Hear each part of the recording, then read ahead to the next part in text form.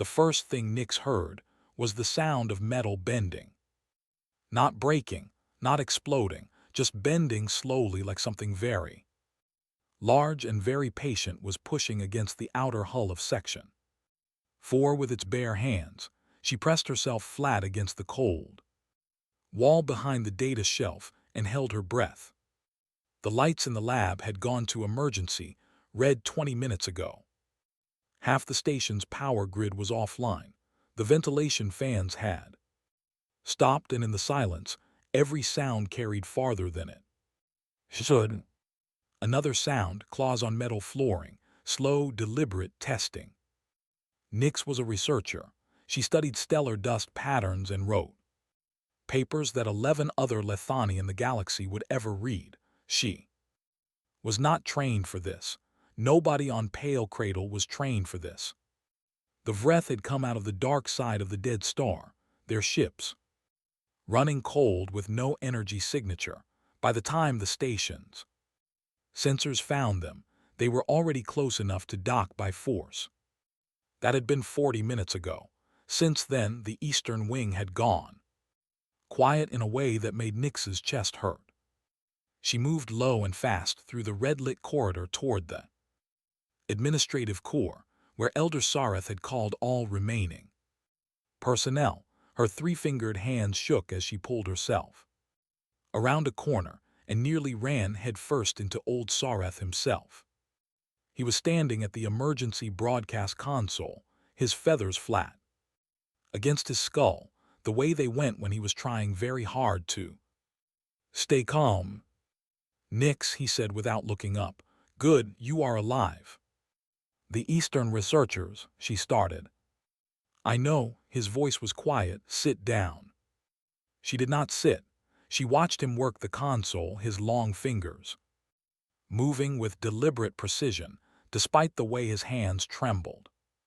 He pulled up the emergency frequency list. Standard protocol, closest relay stations, Galactic Council response teams, Lethani defense contacts. Not that the Lethani had any real military to speak of. Then he scrolled further down the list. Nix saw the category header before he clicked it, and her stomach went cold in a different way. DATHWORLDER, Response Network. "Elder," she said carefully, "I know what I am doing. The stories say that Deathworlders are. The stories say the Vreth cannot be stopped either." He looked at her then, and his large amber eyes were tired and clear at the same time. "We are past the point of comfortable choices, child." He opened the channel and began to speak. His voice was steady. He gave the station's coordinates, the nature of the threat, the number of personnel still alive as far as he could estimate. He flagged the broadcast priority 1 on the Deathworlder network, and then he closed the channel and sat down heavily in the chair. Neither of them spoke for a moment. "What do we do now?" Nix asked. "We wait, and we stay out of the corridors." She moved to the small viewport at the side of the room. Outside, the dead star sat in the dark, orange and cold, giving off just enough light to make the shadows look like they had texture. She could see the Vreth ships docked at the eastern ring, long and dark with no visible windows, like something that did not need to see because it hunted by other means. A sound from deeper in the station, a door being pulled from its frame, then nothing. Nix turned away from the viewport. 40,000 kilometers away, the USCS Iron Gate dropped out of its transit lane. It was not a small ship, it was not a pretty ship, it had the kind of shape that came from being rebuilt after damage too many times to care about aesthetics anymore. Long and dark with heavy plating along its forward sections and sensor arrays along its spine that made it look like something dredged up from deep water. Commander Yara Patel was reading a maintenance report when the signal came through. She read it once, then she set the report down and pulled up the nav console. "Helm," she said. "Already plotting it. said the navigator without looking up. She walked to the center of the bridge. Around her crew was already moving, not rushing, not talking loudly, just moving the way they always moved when the work was real, quiet and certain like water finding a drain. Sergeant Dale Rowe appeared at her shoulder. He was a broad, quiet man who had the habit of showing up without being summoned whenever something was about to happen. He had been doing it for 3 years. Patel had long since stopped being surprised by it. "Vreth," he said, reading the signal summary from his handheld. "Vreth," she confirmed. He looked at the nav projection for a moment, calculating in the unhurried way he calculated everything. Then he said, 20 minutes. 18, said the navigator. Rowe nodded and walked away toward the armory without another word. Patel watched the dead star grow slowly on the forward display. In 18 minutes, it would be large enough to fill the screen. She thought about the voice on the broadcast, old, frightened, trying very hard not to sound it. She had heard that voice before in different languages from different mouths. It always sounded the same. "Helm," she said again. "Full burn," the navigator answered, already ahead of her. The iron gate accelerated into the dark.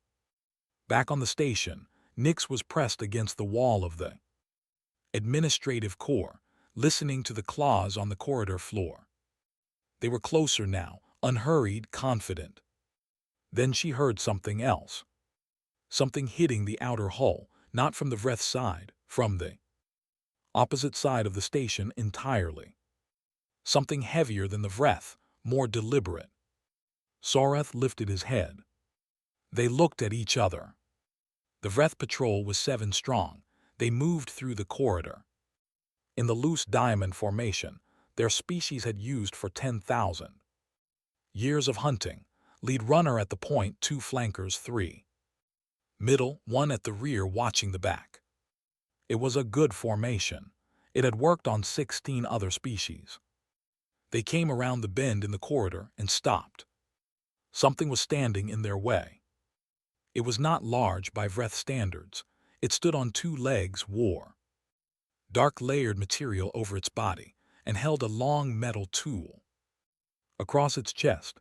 Its face was flat and pale with 2 small eyes that reflected the emergency, lighting in a way the Vreth found unsettling. There was no fierce smell coming off it, none at all. There were 3 more behind it, also still, also watching. The lead Vreth made the sound that meant advance and press, standard response to prey that freezes. The human in front did not freeze. It had been waiting. The corridor filled with noise and light. Nix heard it from 2 sections away, short, controlled bursts, then silence, then the sound of something heavy being moved, then silence. Again. She was hiding behind a coolant manifold in a side passage when a figure came around the corner. She pressed into the shadow and stopped breathing, which was very difficult because her lungs were already burning from fear. The figure paused. It was shorter than she had imagined, stockier. It wore dark gear and had a weapon held low and easy. It turned its flat face in her direction. Nix made herself very small. The figure reached up and pushed back its face covering. Underneath was a young human woman with a wide jaw and tired eyes and a smear of something dark on her cheek. She looked at Nix the way someone looks at a frightened animal they have no intention of harming. "Hey," the human said. Her voice was quiet and careful. "You the ones who called?" Nix could not speak. "It is okay," the human said. "Even slower now the way you talk. To something that does not know your language. We got your signal. We are here. My name is Dora. What is yours?" Nix's mouth opened, closed, opened again. "Nix," she managed. "Nix," the human called. Dora nodded, as if this was a perfectly normal conversation to be having in a damaged corridor with Vreth. Somewhere in the dark nearby, she reached into a pouch on her side. and held out a small wrapped rectangle. Nick stared at it. "It is food," Dora said. "Ration bar, it is not good, but it is." "Something, you look like you have been here a while." Nix took it without knowing why. It was warm from being in the human's pocket. Down the corridor, the one called Row appeared from a side passage. He looked at Nix, then at Dora, then back the way he had come. His face showed nothing in particular. "Station map," he said, not a question. Dora looked at Nix. Yes," Nix said. "I know the layout." "Good," Row said. "Walk with us." In the administrative core, Elder Sareth heard the sounds of the firefight and spent 6 minutes being certain the Deathworlders had arrived and turned on the station's survivors instead. He had read the histories. He had heard the stories. Deathworlders were chaos. They were destruction. They came to places and left them unrecognizable. Then the door opened. Commander Patel stepped through. She was not much taller than Sareth. She wore her command gear and carried no weapon in her hands. She looked at the old Lethani administrator the way someone looks at a person they have a great deal of respect for. "Elder Sareth," she said. She had apparently already learned his name. "From the station's public directory, I am Patel. We received your signal." Sareth looked at her for a long moment. "You are smaller than I expected," he said finally. The corner of Patel's mouth moved. "We get that a lot." She walked to the center of the room and pulled up the station map. On her wrist display, already talking about corridors and entry points, and where her teams were positioned. Her voice was calm and technical, as if this was a routine docking procedure and not a rescue operation. In the middle of an active incursion, Sareth watched her and felt something strange and unfamiliar working its way through his chest. He did not have a name for it yet. It was not trust. It was too early for trust. But it was something adjacent to it. 2 sections away, Nix walked between Dora and a soldier named Gregor, pointing out the corridor junctions she knew, watching the humans move. They were quiet in a way she had not expected, careful. With their steps, they communicated with small hand signals she did not understand, but that clearly meant things to each other. They did not look like monsters. They looked like people doing a job they had done before. The breath smell was getting stronger in the air. Somewhere ahead, the pack was massing again. Nix could feel it in the way the humans around her changed just slightly, more still, more focused. Dora glanced down at Nix. "Still with us?" Nix realized she was still holding the ration bar. She had not let go of it once. "Yes," she said, "I am still here." Nix had a question she could not stop thinking about. She had been watching the humans for nearly an hour now. She had watched them set up defensive positions at 2 corridor junctions, rig something they called a pressure trap at the 3rd, and quietly eat cold food from pouches while they worked. She had watched them check each other's gear without being asked. She had watched Row crouch at a junction for 4 silent minutes, just listening, and then stand up and move a team to a different position without explaining why, and the team simply went. None of them looked afraid. Finally, when Dora sat beside her during a lull, Nix asked, "How are you not afraid?" Dora looked at her with an expression Nix was beginning to understand. Meant the human found this funny but was choosing not to laugh. "We are afraid," she said simply. "You do not look it." "Yeah," Dora stretched her neck to one side, then the other. "We grew up on a planet that has things in it that could kill you in about 40 different ways before breakfast. Big things, small things, hot things, cold things. When you grow up like that, afraid does not mean stopped, it just means paying attention." Nix turned this over. "So fear does not paralyze you." "It does sometimes. When it does, you breathe and you move anyway." And later, when you are not dead, you can feel bad about being scared. Dora paused. Or good, depends. Nix did not fully understand this, but she filed it away. At the far end of the corridor, Ro came back from his observation. Point and went straight to Gregor. They spoke in very low voices, using hand movements to indicate positions on an invisible map. Nix watched Ro's face. It was not a frightening face up close. It was a focused face, a face that was doing math. In the administrative core, Patel had laid out the full tactical picture for Elder Sarath using the room's ceiling projector. Red markers for Vreth positions, blue markers for human teams, yellow for the confirmed dead sections of the station. The yellow was hard to look at. We hold here and here, Patel said, pointing to the two junctions. The third entry vector we leave partially open. Sarath frowned. That is where they will push hardest. Yes.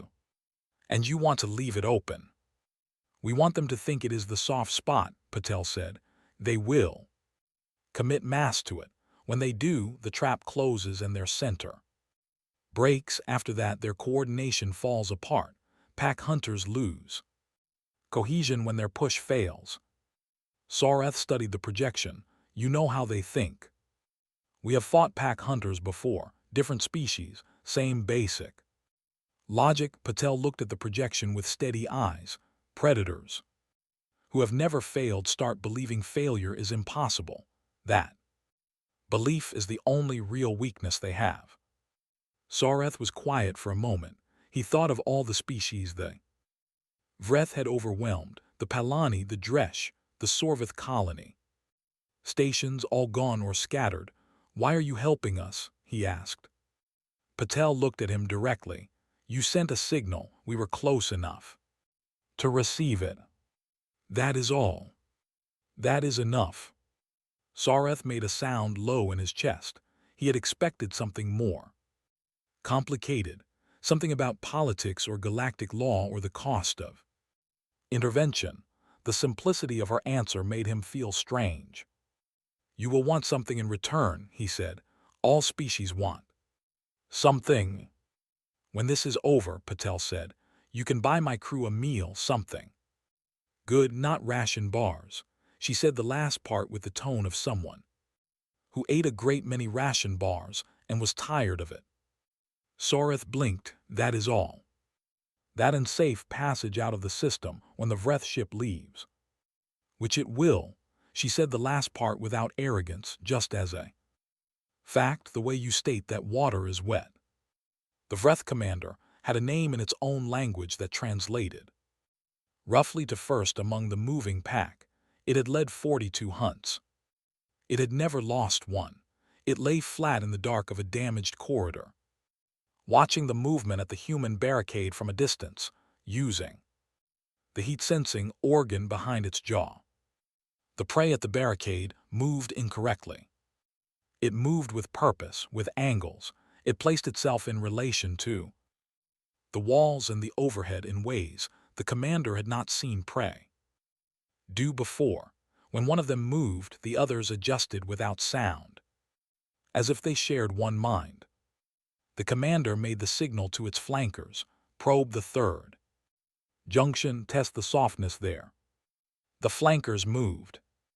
At the human barricade, the smallest of the humans, the one the commander had noted stayed close to the Lethani, touched the arm of the one called Ro and pointed down the left side corridor. Ro nodded and made two hand signals. Two humans melted quietly into the side passage without a sound. The commander's flankers reached the third junction and found it lightly held, 2 humans only. They pulled back and reported. The commander settled deeper into its crouch, thinking. 42 hunts. This would be the 43rd. It began to move its pack into position. The Vreth hit all 3 entry points in the same breath. Nix felt it before she heard it, a change in the air pressure, subtle and wrong, like the station itself knew what was coming. Then the sound started, impacts at the barricades, the high-pitched shriek of Vreth battle calls, short and sharp, the answer from the human weapons, controlled and rhythmic. She was in the secondary access corridor with Dora and two others. Pressed low behind a sealed equipment locker, Dora was watching a small screen mounted on her wrist, which showed compressed thermal readings from sensors the humans had placed during setup. Third junction, Dora said quietly. They went for it like Rose said. On the screen, a mass of heat signatures flooded the third corridor. The Vreth were pouring through the gap, confident, committed there. Pack brain fully invested in the soft spot they had found. Then the trap fired. Nyx did not know exactly what the trap was. She had seen Ro and Gregor spend 30 minutes in that corridor with tools and something from their equipment packs. The result when it went off was a sound, like a great door slamming, and a pressure wave that she felt in her chest from 2 sections away. The thermal display on Dora's wrist showed the mass of Vreth signatures scatter, break, fold into each other. There it goes, Dora said.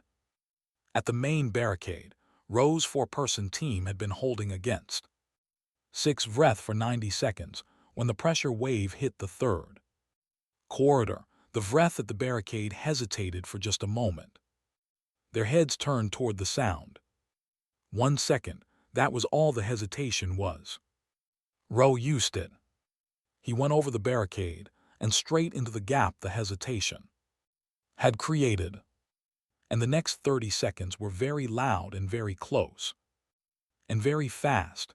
When it was over, all 6 Vreth at the barricade were down and the corridor behind them was clear. Ro stood in the center of the corridor breathing steadily. There was a deep scratch along his left arm, through the gear material, which he did not appear to notice. He looked both directions then called his team forward. Nyx's section was hit by 3 Vreth who had broken off from the scattered third junction group.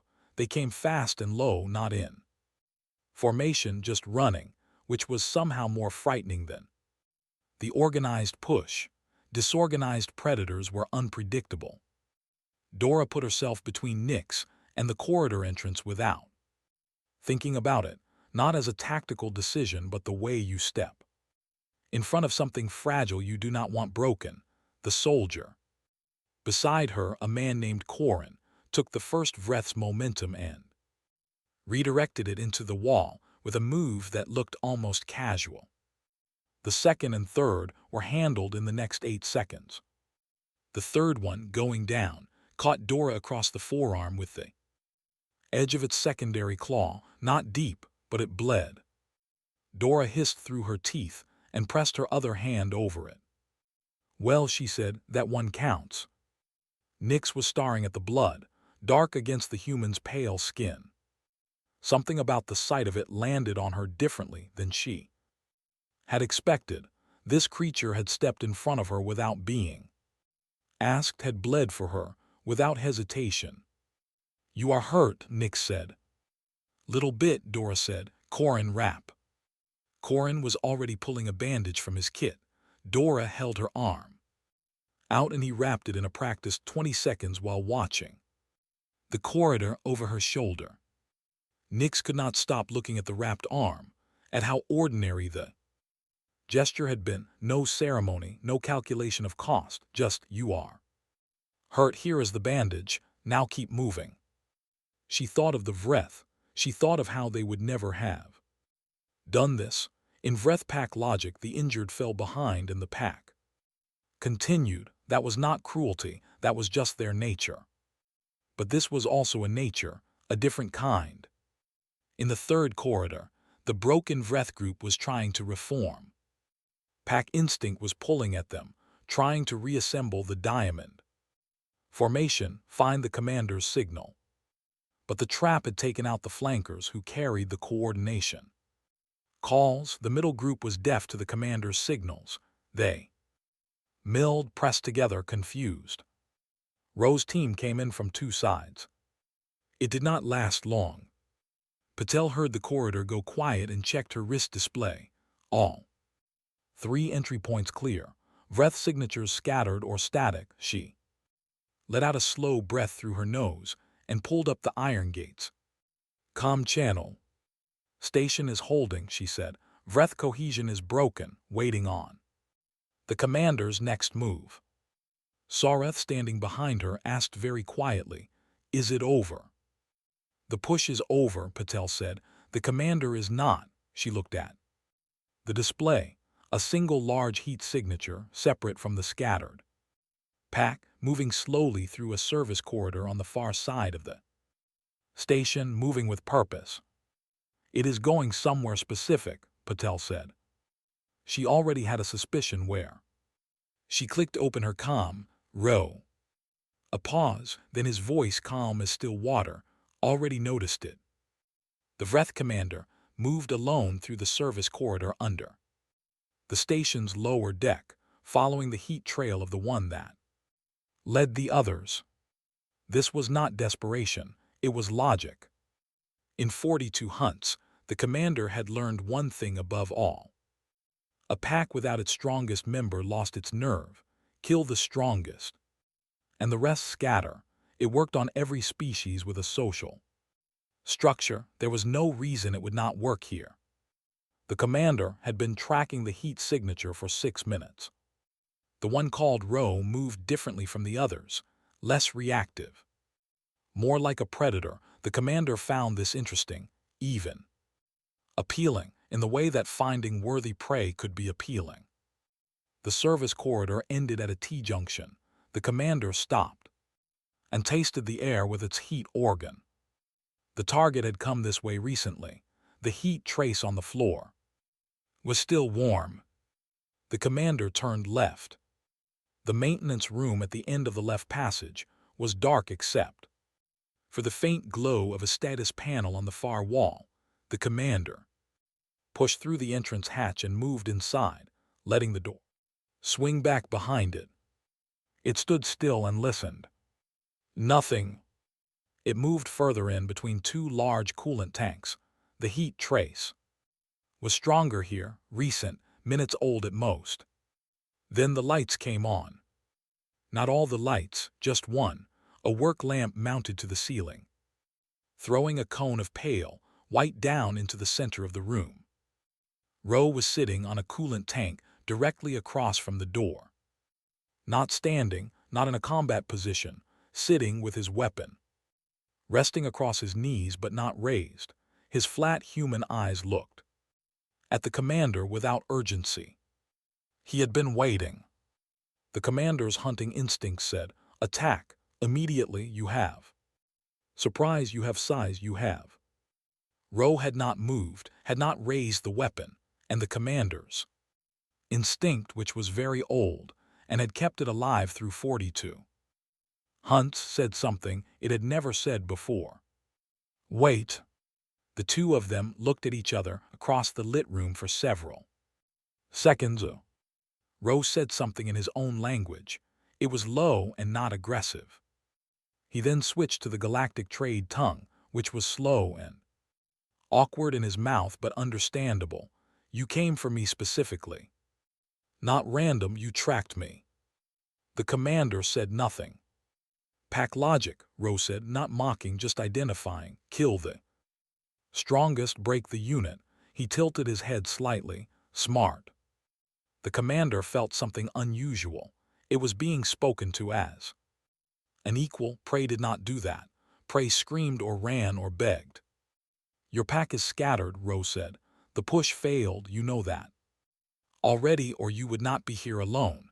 He looked at the commander with those flat, strange eyes that gave nothing away. "You came to fix it the only way you know how." The commander spoke, using the trade tongue poorly but adequately. "You will not raise your weapon." "Not unless you make me," Row said. "Why?" Row thought about this for a moment, as if it was a real question, deserving a real answer. "Because the fight is already over. Killing you now would just be cruelty, and cruelty is not the same thing as winning." The commander stared at him. In its 42 hunts, nothing had ever said this to it. Nothing had ever had the opportunity. It felt something that it did not have a name for, not respect exactly, not submission, something in between those two things that its language had never needed a word for. Rose stood up from the coolant tank. He moved to the side wall and pressed a panel. A containment room door slid open, small, clean. Air supplied. You go in there, he said. Your pack leaves the station, safe passage back to your ships. No more dead on either side. The commander looked at the containment room, looked at Ro. You would leave me alive, it said. Yes. We killed your. I know what you did. Ro's voice did not change, and I know why. You are what you are, so are we. He stepped back and made a clear path to the containment door. But this is the end of this hunt. The commander stood in the lit room for a long moment. Then it walked to the containment room and stepped inside. Ro pressed the panel, the door sealed. He stood there quietly for a moment, then clicked his comm. Patel. Commander is contained. Call the Vreth ship and tell them their lead is alive, and they can have them back when they leave the system. Patel's voice came back. How did you talk? Ro said. A pause, then copy that. Nyx had followed at a distance. She had not meant to, her feet had just moved. She reached the maintenance room entrance in time to see the containment door seal, to see Ro standing quietly in the white light. She stepped inside. You let it live. Yes. After everything it. Yes. Nyx looked at the sealed door, then at Ro. Why? He glanced at her. His expression was not complicated, it was just tired and clear, the way things look when they are very simple and very true at the same time. Because we can, he said. That is the whole reason. Sarath had followed Nyx. He stood in the doorway and said nothing. He had heard everything. He stood there for a long time after Ro walked past him back into the corridor, looking at the sealed containment door, trying to fit what he had just seen into the shape of the stories he had always known. It did not fit. It did not fit at all. The Vreth ship left the system in silence. No warning broadcast, no territorial signal. It simply detached from the station's eastern ring, turned its cold, dark hull toward the open dark and moved away until it disappeared. The station's sensors tracked it for 11 minutes before it jumped and vanished. Nyx watched the sensor display until the trace was gone. Then she turned around and went to find Dora. She found her in the corridor outside the medical bay, sitting on the floor with her back against the wall and her bandaged arm resting on her knee, eating the last half of a ration bar with the expression of someone who wanted something better, but was genuinely grateful for what they had. Nyx sat down beside her, not far away, closer than she might have sat an hour ago. For a while neither of them spoke. The station was quiet in a new way now, not the tense quiet of before, the held breath quiet of waiting for something terrible. This was the quiet of after, tired and open, like a room with the windows finally let in. Your arm, Nyx said. It is fine, Dora said. Corin does good rapping. He wanted to be a medic before the service. Sometimes it shows. Does it hurt? A little, less than it will tomorrow. Dora looked at the bandage. Without worry. That is usually how it works. You do not feel it right away. Nyx thought about this, about how the body waited to present its costs until the emergency was over. She wondered if that was a death world or adaptation, or just a feature of biology under pressure. She made a note to research it when the station's systems were back online. Then she realized she was making research notes, and something about that felt like coming back to herself. She offered Dora the ration bar from earlier, still in the wrapper. She had never opened it. Dora looked at it. You did not eat it. I was holding it, Nick said. I think I forgot it was food. Dora laughed.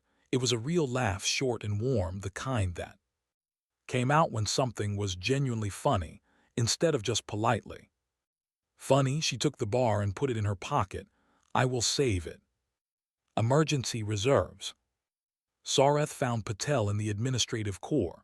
She was writing a report on her portable, which struck him as very human.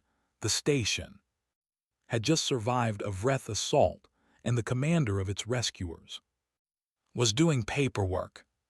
He sat down across from her. She glanced up and then went back to writing, which he appreciated. She was not performing patience for him. She was simply waiting. I have been wrong, Sareth said. Patel looked up. About Deathworlders, he folded his hands. They were not shaking anymore. Every story I knew said you were chaos, that you came to places and left them destroyed, that using you was like using a fire to drive away a smaller fire. Some of those stories are probably true, Patel said. We are not a single thing. No, Sareth was quiet for a moment. Tonight you fought like something I was afraid of, and then you acted like something I was not. He looked at her steadily. Ro, let that commander live. He usually does, Patel said, when he can. That is not what I expected from a Deathworlder. Patel put her portable down. You grew up learning to be careful, to talk first, to build careful structures, to survive through intelligence and patience. That is a real kind of strength. She looked at him directly.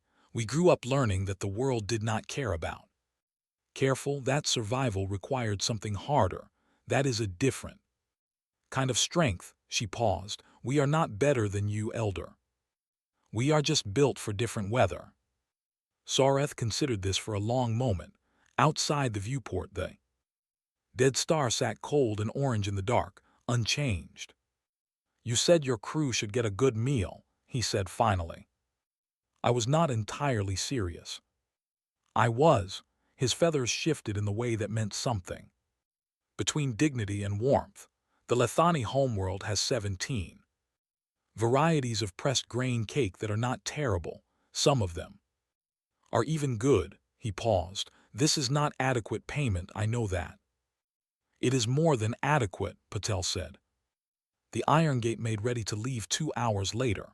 Repairs to the station were underway, and a Lethani rescue vessel was 6 hours out.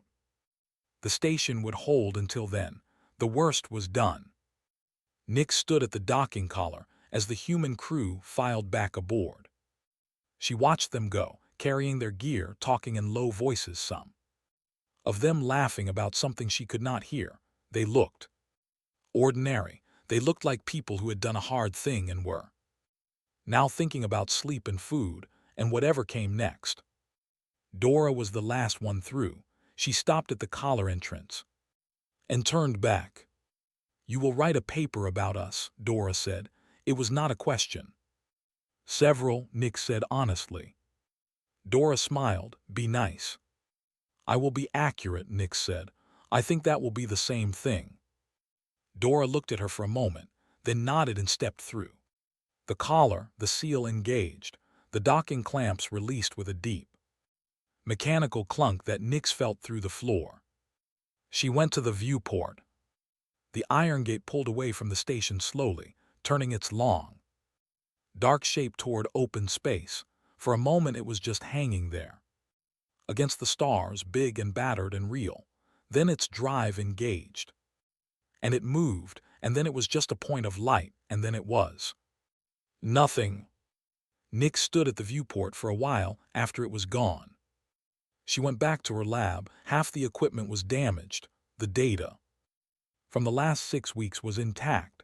The stellar dust research was still there, still waiting. She pulled up a new document and sat with her fingers over the input pad for a long time. Then she began to write. Not about stellar dust. She wrote, the Deathworlders came when we called. They were frightening and gentle and precise and patient. sometimes all at once, sometimes. One after the other, they bled for us without being asked. They won. Without being cruel, I do not have a word in my language for what they are. I think I need to make one. She sat back and looked at what she had written. It was a start,